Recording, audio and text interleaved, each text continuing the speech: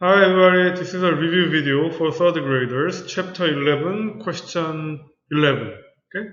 Here, it is entirely reasonable to suppose that religion, despite its flaw, has been one of the great humanizing movements of recent European history. So, we're talking about religion this time. Okay? So, religion being a topic, and religion has some flaw. Okay? It has some flaw. Flaw means weakness. Even though religion has some weakness, it played really important role in a humanizing movement of recent European history.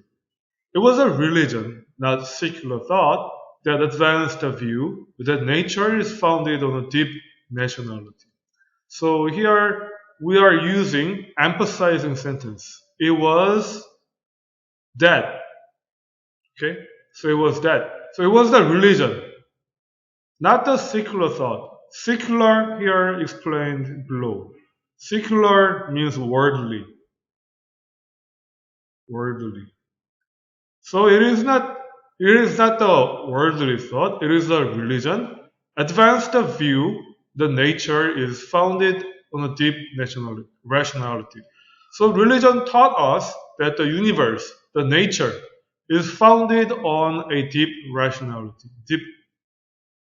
Okay, so our universe and nature is rational. It's logical. So this was a topic sentence. Okay? And among the greatest defender of the region in philosophical thought were Anselm and Aquinas. So Anselm and Aquinas is one of the greatest philosophers, and those people who believe that since God created the universe through the Logos, even the Aquinas, famous philosopher, he believed that the God created our universe through the Logos. So Logos is referring to the divine wisdom, and this is a rationality, and this is a logic. So God created the universe through the logos, and the universe must be supremely rational. So even Aquinas believed that the universe should be really rational because God created it. Okay? And it is no accident that modern science took root and flourished in the basically Christian society. So the base or the root of the modern science is based on Christian society. And because of a Christian society, modern science could flourish, it could prosper.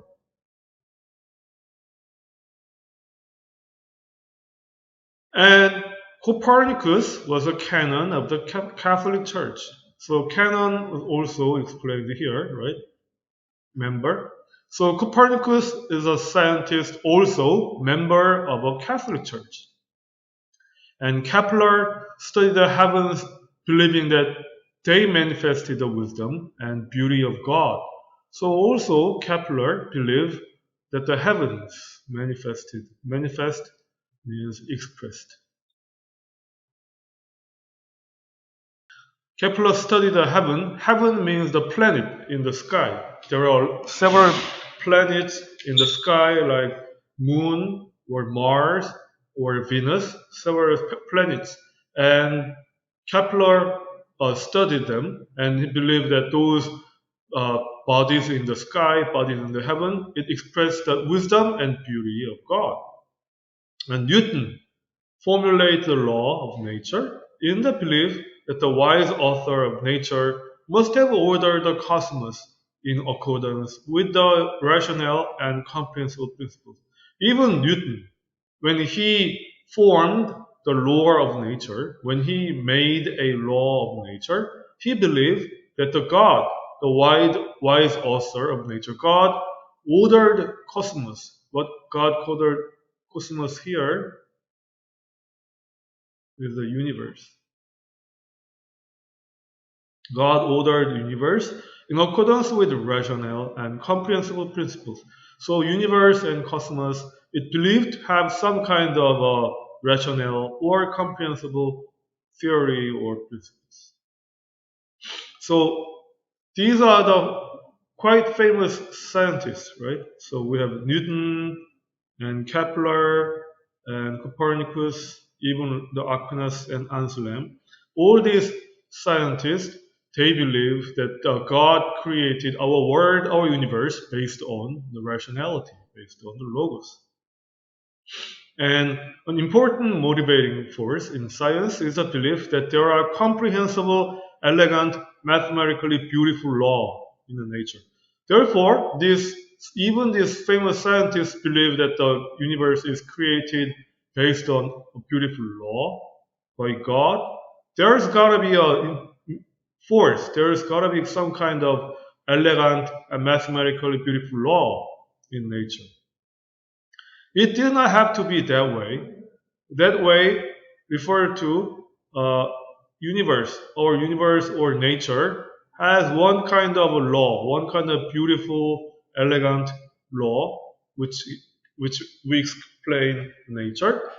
And it's possible because God, the creator, God made the universe. According to the topic sentence, God made the universe based on the logic, okay?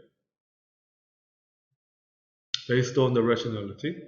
So the last sentence here, it is, I guess we can guess the last part right here, based on our topic sentence. Okay, you can guess this part. And topic sentence says the rationality. God created the universe with the rationality. So our nature cannot have law unless means if it is not created by one single entity or one single creator. So here it says that there is a supreme rational creator created the universe based on law. If this one creator didn't make it, it is not possible for nature to have one kind of law, one kind of order, one kind of rationale. Okay? So here the answer is number 3. And next, we have this time it talks about the cholera. Okay? Or cholera, a horrific disease acquired by drinking water, contaminated with infected fecal matter, was more than a symbol of an interconnected globe. So cholera is a horrific disease, a terrible disease, and it acquired by drinking water. If you drink water, sometimes people catch a cholera. And usually, they're contaminated with infected fecal matter. So if you drink clean water, you don't acquire cholera. But if you drink contaminated water, usually the water contaminated with the fecal matter. Fecal matter is explained here. So if you drink contaminated water, you acquire cholera. And cholera was a symbol of an interconnected globe. So cholera proves that our world is connected with each other. It was a physical presence. Now, cholera was not just an imagination.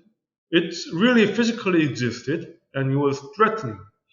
And its dramatic and sudden arrival in Europe, 1831, threw many into fits of fear. So fit means chaos. So cholera arrived in Europe 1831, and really cholera arrived dramatically and suddenly. And those dramatic sudden arrival of cholera in Europe, it threw many people into the chaos of fear. Many people were afraid. Many people were afraid of the cholera in Europe, and it signaled to some the arrival of new plague. So to some people, arrival of cholera, it means the arrival of a new plague, arrival of a new huge disease in Europe. So some people fled. So fled means ran away. Some people ran away when the cholera arrived in Europe, and just as they did during the plague epidemic. So before 1831, Europe had a plague epidemic. Many people killed during this plague epidemic. So just as people ran away during the plague epidemic, some people also ran away when cholera arrived in Europe 1831. And others stayed. Other European people stayed at home.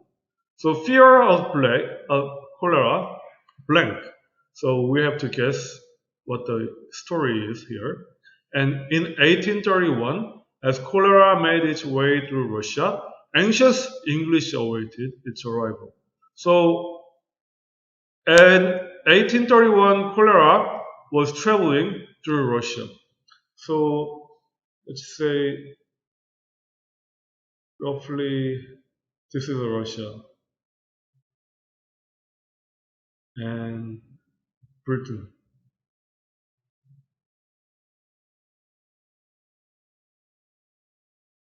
This is a really terrible map. So cholera was traveling through the Russia.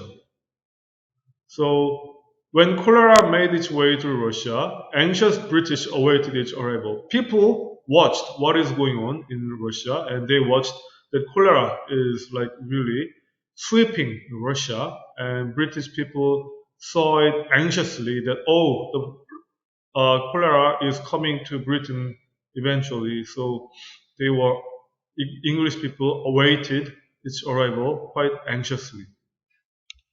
And newspapers, pamphlets, and rumors spread fear of the disease.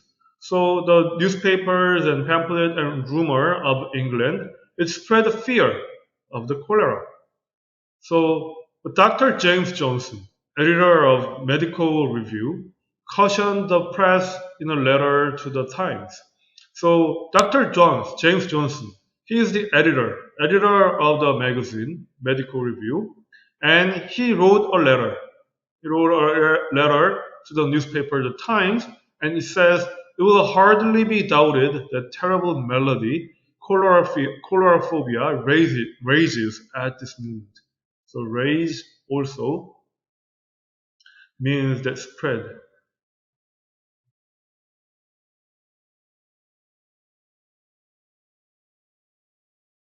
Spread widely. So his melody is here explained.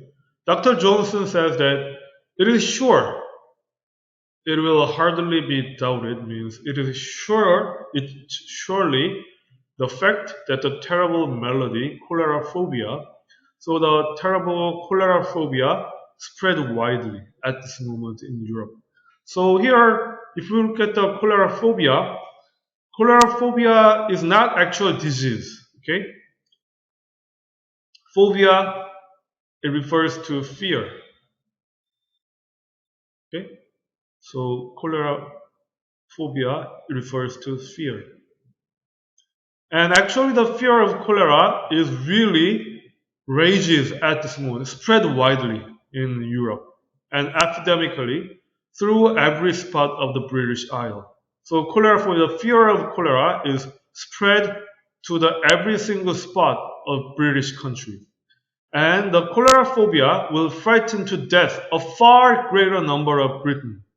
So Dr. Johnson argued that it is a choleraphobia, the fear of cholera. Okay? The fear of cholera will frighten to death. It will scare many people, many number of people in Britain, much more than the monster itself. So monster is the disease. Okay?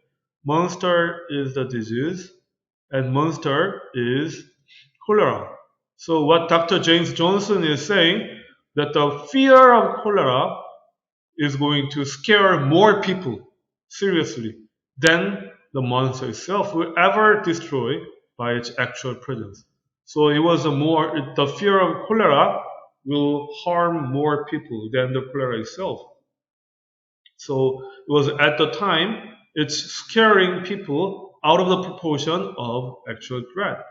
So actual threat, again, is the disease. So Dr. Johnson, he was more worried about this fear of cholera than the disease of itself. Okay?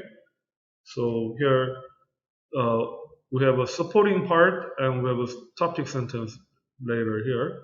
So with this topic sentence part, we can guess something related to choleraphobia, fear of cholera, in this blank part.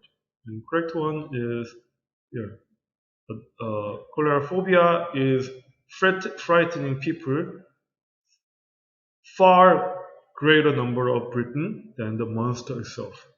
So it's quite similar here in question number 2. Okay, so that wraps up our chapter 11. Okay, thank you for watching. See you. Thank you. Bye.